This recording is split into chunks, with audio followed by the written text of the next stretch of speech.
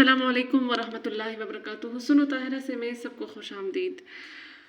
بہترین ہستی ہمارے پیارے رسول صلی اللہ علیہ وسلم پر بہترین کتاب لکھی گئی جو کہ ہر پڑھنے والے کے لیے بہت آسان ہے۔ ہم نے رحیق المختوم کے سلسلے میں ابھی تک ان کے جو مصنف ہیں مولانا صفی الرحمن مبارک پوری، ان کے بارے میں جانا ہے، اور اب مزید ان کے بارے میں تھوڑی سی اور بھی معلومات آج سنیں گے اس سلسلے میں، اور اس کے بعد پھر انشاءاللہ سیرت نبی صلی اللہ علیہ وسلم کا سلسلہ جو ہے وہ شروع ہو جائے گا، اور آپ پھر مجھ سے ہمارے پیارے رسول کے بارے میں سنیں گے۔ تو شروع کرتے ہیں۔ نحمدہ ونصلی علی رسولہ الکریم، اما بعد، فاعوذ باللہ من الشیطان الرجیم، بسم اللہ الرحمن الرحیم۔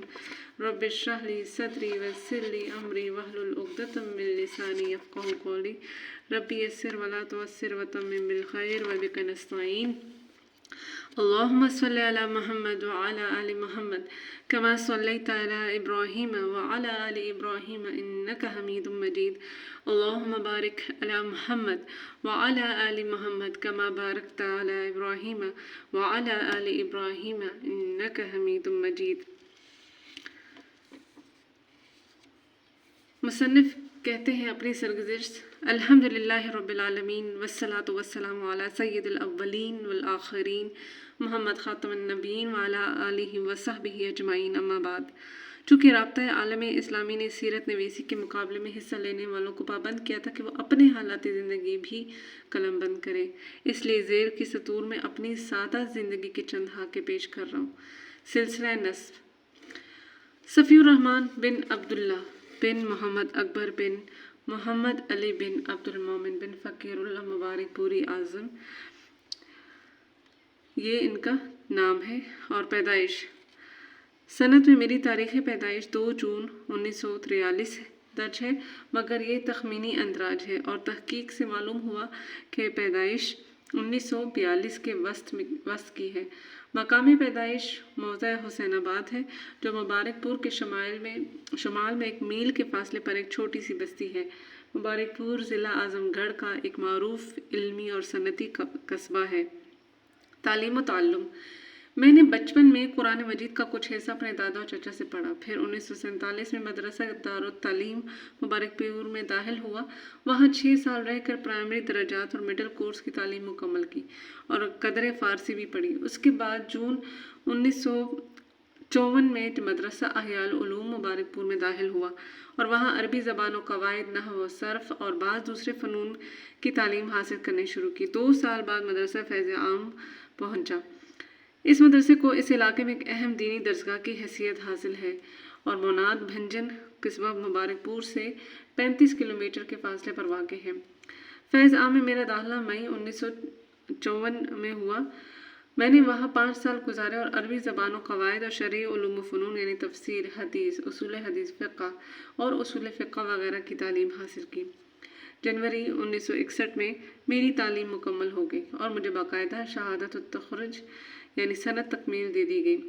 یہ سند فضیلت فی الشریعہ اور فضیلت فی العلوم کی سند ہے، اور تدریس و افتاء کی اجازت پر مشتمل ہے۔ میری خوش قسمتی ہے کہ مجھے تمام امتحانات میں امتیازی نمبروں سے کامیابی حاصل ہوتی رہی۔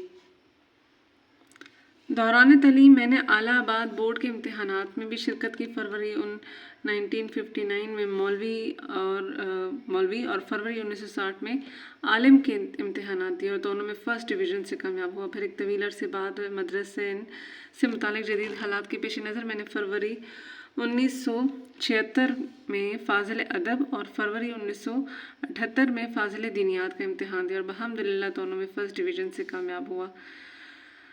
کارگاہ علم و حیات میں 1961 میں مدرسہ فیض عام سے فارغ ہو کر ضلع الہ آباد پھر شہر ناگپور میں درس و تدریس اور تقریر و خطابت کا شغل اختیار کیا۔ 2 سال بعد مارچ 1963 میں مادر علمی مدرسہ فیض عام کے ناظم اعلیٰ نے مجھے تدریس کے کام پر مدعو کر لیا، لیکن میں نے وہاں مشکل 2 سال گزارے تھے کہ حالات نے علیحدگی پر مجبور کر دیا۔ اگلا سال جامعۃ الرشاد اعظم گڑھ کی نظر ہوا، اور فروری 1966 سے مدرسہ دارالحدیث مئو کی دعوت پر وہاں مدرس ہو گیا۔ 3 سال یہاں گزارے اور تدریس کے علاوہ بحیثیت نائب صدر مدرسے تعلیمی امور اور داخلی انتظامات کے نگہداشت میں بھی شریک رہا۔ آخری ایام میں مدرسہ کی انتظامیہ کے درمیان اتنے سخت اختلافات برپا ہوئے کہ معلوم ہوتا تھا کہ مدرسہ بند ہو جائے گا۔ ان اختلافات سے بددل ہو کر میں نے عین عید کے روز استعفیٰ دے دیا اور چند دن بعد مدرسۃ الحدیث سے مستعفی ہو کر مدرسہ فیض العلوم سیونی کی خدمت پر جاں مامور ہوا، جو موناد بھنجن سے کوئی 700 کلومیٹر دور مدھیہ پردیش میں واقع ہے۔ سیونی میں میری تقرری جنوری 1969 میں ہوئی۔ میں نے وہاں درس و تدریس کے فرائض انجام دینے کے علاوہ صدر مدرس کی حیثیت سے مدرسہ کے تمام داخلی اور خارجی انتظامات کی ذمہ داری بھی سنبھال لی، اور جمعے کا خطبہ دینا اور گرد و پیش کے دیہاتوں میں جا جا کر دعوت و تبلیغ کا کام کرنا بھی اپنے معمولات میں شامل کیا۔ میں نے سیونی میں 4 سال درس و تدریس کے فرائض انجام دیے۔ پھر 1972 کے آخر میں سالانہ تعطیل پر واپس وطن آیا تو مدرسۃ تعلیم مبارک پور کے اراکین نے یہاں کے تعلیمی انتظامات سنبھالنے اور تدریس کے فرائض انجام دینے کے لیے حد درجہ اصرار کیا، اور مجھے یہ پیشکش قبول کرنی پڑی۔ اب میں نے اپنی اولین مادر علمی کے اندر نئی ذمہ داریاں سنبھالی۔ 2 سال بعد جامعہ سلفیہ کے ناظم اعلیٰ نے مدرسہ دارالتعلیم کے سرپرست سے گفتگو کی کہ مجھے جامعہ سلفیہ منتقل کر دے۔ جامعہ کی خیرخواہی اور دیرینہ روابط کے پیش نظر بات طے ہوگی اور میں اکتوبر 1974 میں جامعہ سلفیہ آ گیا، جب سے یہیں کام کر رہا ہوں۔ تالیفات: تعلیم مکمل کرنے کے بعد میں نے اس طویل عرصے میں درس و تدریس کے پہلو بپہل تالیف و تصنیف کا بھی کچھ نہ کچھ شغل جاری رکھا۔ چنانچہ مختلف مضامین و مقالات کے علاوہ اب تک 8 عدد بلکہ اب کوئی 20 عدد کتابوں کے رسائل اور رسائل کی تالیف یا ترجمے کا کام بھی ہو چکا ہے، جو یہ ہے: شرح اظہار العرب عربی: اظہار العرب علامہ محمد سورتی کا جمع کردہ نفیس عربی اشعار کا ایک منتخب اور ممتاز مجموعہ ہے۔ شرح 1962 میں لکھی گئی مگر قدرے ناقص رہی اور طبع نہیں کرائی جا سکی۔ المصابیح فی مسالۃ التراویح للسوطی کا اردو ترجمہ چند بار طبع ہو چکا۔ ترجمۃ الکلم طیب: ترجمہ و توضیح کتاب اربعین، صحف یہود و نصارہ میں محمد صلی اللہ علیہ وسلم کے متعلق بشارتیں۔ تذکرہ شیخ الاسلام محمد عبد الوہاب، یہ کتاب 3 بار طبع ہو چکی۔ تاریخ آل سعود: تذکرہ شیخ الاسلام محمد بن عبد الوہاب کے پہلے اور دوسرے ایڈیشن کے ساتھ شائع ہوئی۔ اتحاف الکرام: قادیانیت اپنے آئینے میں، فتنہ قادیانیت، پیش نظر کتاب، چند رسالے ہوئے۔ انکار حدیث کیوں؟ انکار حدیث حق یا باطل؟ رزم حق و باطل، ابراز الحق و صواب فی مسالۃ الفرد و حجاب، الطور الشعوب، الفرقۃ الناجیہ والفرقۃ الاسلامیہ الاخری، اسلام اور عدم تشدد، بہجۃ النظر فی مصطلح اہل عصر، اہل تصوف کی کارستانیہ، الاحزاب، السیاست فی الاسلام۔ علاوہ ازیں ماہنامہ محدث بنارس کے واسطے اس کے پورے زمانہ اشاعت میں یعنی 4.5 برس تک 4.5 برس تک ایڈیٹری فرائض بھی انجام دیے۔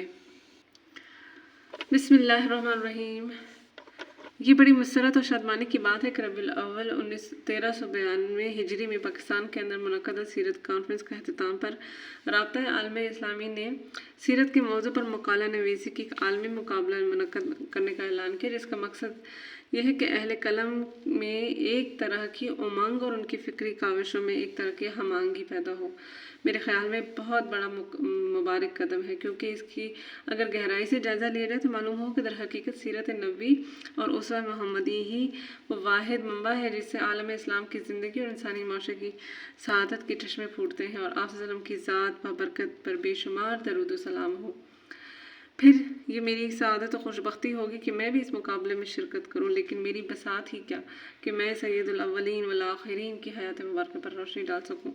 میں تو اپنی ساری خوشبختی اور کامرانی اسی میں سمجھتا ہوں کہ مجھے آپ صلی اللہ علیہ وسلم کے انوار کا کچھ حصہ نصیب ہو، تاکہ میں تاریکیوں میں بھٹک کر ہلاک ہونے کے بجائے آپ صلی اللہ علیہ وسلم کی ایک امتی کی حیثیت سے آپ کی روشن شاہراہ پر چلتا ہوا زندگی گزاروں، اور اسی راہ میں میری موت بھی آئے، اور پھر آپ صلی اللہ علیہ وسلم کی شفاعت کی برکت سے اللہ میرے گناہوں پر کل میں عفو پھیر دے۔ ایک چھوٹی سی بات اپنی اس کتاب کے اندر تحریر کے متعلق بھی عرض کرنے کی ضرورت ہے۔ محسوس کر رہا ہوں، اور وہ یہ کہ میں نے کتاب لکھنے سے پہلے ہی یہ بات طے کر لی تھی کہ اسے بار خاطر بن جانے والے طول اور ادائیگی، مقصود سے قاصر رہ جانے والے اختصار، دونوں سے بچتے ہوئے متوسط درجے کی ضخامت میں مرتب کروں گا۔ لیکن جب کتب سیرت پر نگاہ ڈالی تو دیکھا کہ واقعات کی ترتیب اور جزیات کی تفصیل میں بڑا اختلاف ہے۔ اس لیے میں نے فیصلہ کیا کہ جہاں جہاں ایسی صورت پیش آئے وہاں بحث کے ہر پہلو پر نظر دوڑا کر پھر بھرپور تحقیق کر کے جو نتیجہ اخذ کروں اسے حاصل کتاب میں درج کر دوں، اور دلائل و شواہد کی تفصیلات اور ترجیح کے اسباب کا ذکر نہ کروں، ورنہ کتاب غیر مطلوب حد تک طویل ہو جائے گی۔ البتہ جہاں یہ اندیشہ ہوا کہ میری تحقیق قارئین کے لیے خیرت و استجاب کا باعث بنے گی، یا جن واقعات کے سلسلے میں عام اہل قلم نے کوئی ایسی تصویر پیش کی ہو جو میرے نقطۂ نظر سے صحیح نہ ہو، وہاں دلائل کی طرف بھی اشارہ کر دوں۔ یا اللہ، میرے لیے دنیا اور آخرت کی بھلائی مقدر فرما۔ تو یقیناً عفو درگزر کرنے والا ہے، عفو ودود ہے، عرش کا مالک ہے اور بزرگ و برتر ہے۔ صفی الرحمن مبارک پوری۔ یہ تھی مصنف کی بارے میں معلومات۔ آج کے لیے اتنا ہی جاننا، اور آپ نے مجھ سے سنا۔ بہت ہی خوبصورت بات کہ اللہ رب العزت سے ہمیشہ دعا اور توفیق مانگنی چاہیے، اور آج کہ اس سے ہمیں بہت کچھ جانا۔ ایک شخص جب اللہ سے دعا کرتا ہے تو اللہ اس کی ہر پکار، ہر دعا کو ضرور سنتا ہے۔ ایک بات جو مجھے بہت خوبصورت لگی کہ اللہ رب العزت ہمیں ان کے رسول اللہ صلی اللہ علیہ وسلم کے امتی ہو کر انہی کے نقش قدم پر چلائے، انہی کی شاہراہ روشن پر چلائے، اور اسی میں ہماری موت ہو جائے، اور قیامت کے دن اللہ رب العزت کی طرف سے عفو کا جو ہے وہ قلم ہمارے نامہ اعمال پر پھر جائے اور ہمیں معافی مل جائے۔ تو ایک بہت خوبصورت بات کہی، اور اللہ رب العزت اس کو ہمارے یعنی میرے اور سننے والوں کے حق میں بھی قبول فرمائے۔ اللہم صلی علی محمد کما صلیت علی ابراہیم وعلی آل ابراہیم انک حمید مجید۔ اللہم بارک علی محمد وعلی آل محمد کما بارکت علی ابراہیم وعلی آل ابراہیم انک حمید مجید۔ السلام علیکم ورحمۃ اللہ وبرکاتہ۔